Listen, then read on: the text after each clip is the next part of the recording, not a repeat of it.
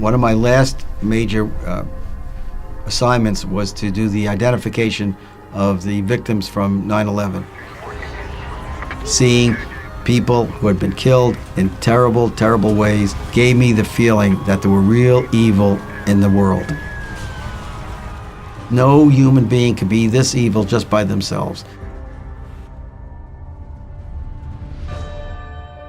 I was born and raised in the Bronx in New York City. Like any other good Jewish boy, I would go to Hebrew school.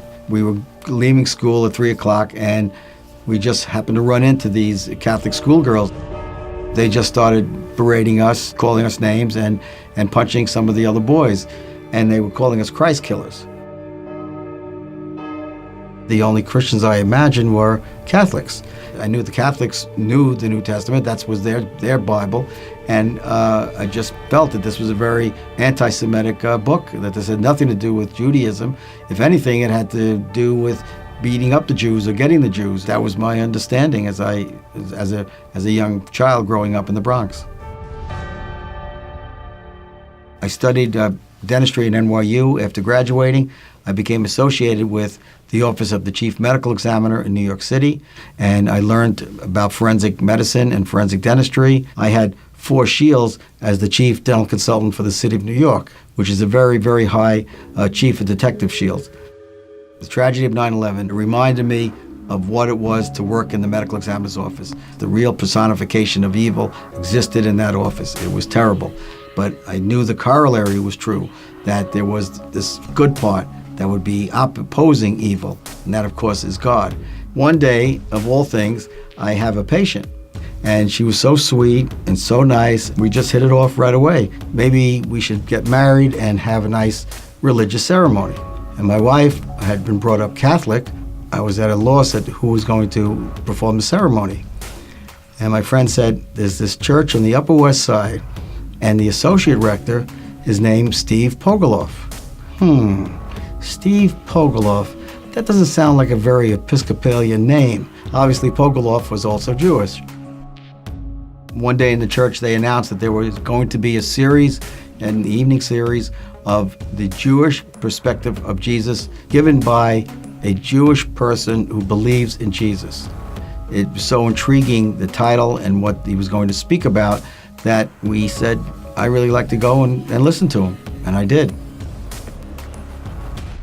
So I went that first night, and the guest lecturer for that night for the next 2 weeks was Bob Mendelsohn. I said, you mean to tell me, Bob, since I'm a Jew, and I'm a pretty good Jew, I don't even cheat on my income taxes, and I can say that with a straight face, and I could do all these things, you're telling me that unless I believe in this person, Jesus, that I will not go to heaven?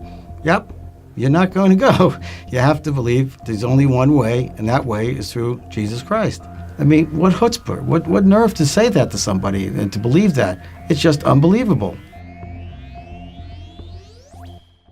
Well, when I first started reading the New Testament, with the expectation that I was going to be reading this real anti-Semitic, anti-Jewish book, it was just the opposite.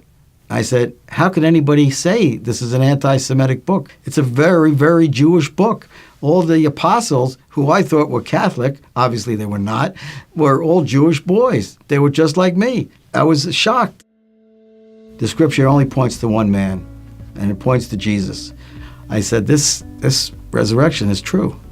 With all the archaeology and all the technology and everything that we have, nobody's ever come forward with any evidence that there was a body and the body was found. Very, very, very difficult to get rid of a body. Well, if the resurrection is true, well, then everything he said has to be true. I couldn't get away from that fact that therefore this indeed was the Messiah that had been promised and is promised to the Jews. And I believed it, and I believed he was the Messiah, and I let him into my life, and I let him lead me, and I try to, as best I can, as a human being, to follow him. It's always a struggle, but I try to do what I know that Christ would want me to do and what I should be doing. Many people don't like the truth, and they want to keep the status quo that they know and prevent the truth from coming in and disrupting their way of life. There's no question that there was a change in me. I did have a tendency to curse and get angry. My children are 26 years old, and they never heard me curse. Never heard me curse. Jesus is my Lord and my Messiah.